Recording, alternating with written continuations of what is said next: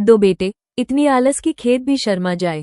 पर एक दिन पिता ने ऐसा दिमाग लगाया कि दोनों की जिंदगी बदल गई। जानिए कैसे। सोलापुर गांव में रामू काका नाम के मेहनती किसान रहते थे। उनका जीवन खेत खलिहान में ही बीतता था।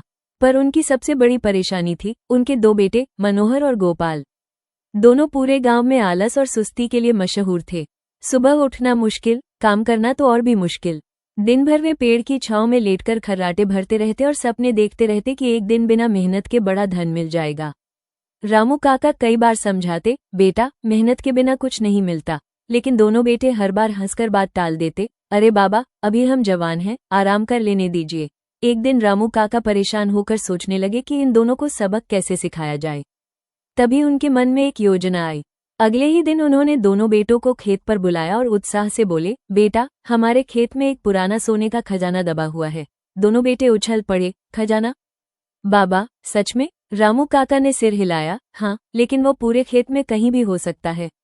अगर पाना है तो पूरा खेत खोदना पड़ेगा। खजाने का लालच ऐसा कि दोनों ने तुरंत काम शुरू किया। सुबह की हल्की धूप, दोपहर की तपिश, गर्म मिट्टी, सब सहते हुए पहली बार दोनों ने जमकर मेहनत की। वे जगह जगह खोदते, मिट्टी हटाते, पसीना बहाते, पर खजाना नहीं मिला। 3 दिनों की मेहनत के बाद पूरा खेत एकदम मुलायम और तैयार हो चुका था। पर दोनों बेटे निराश खड़े थे। बाबा हमें तो कुछ नहीं मिला। खजाना कहाँ है? रामू काका मुस्कुराए और बोले, मिल गया। बस तुम्हें दिखाई नहीं दे रहा। ये खेत अब इतना तैयार है कि जब इसमें बीज बोओगे तो फसल कई गुना बढ़ेगी। असली खजाना यही है, मेहनत का फल।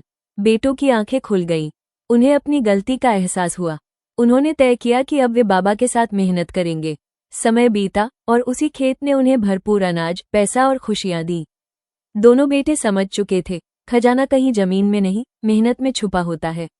Subscribe for more stories.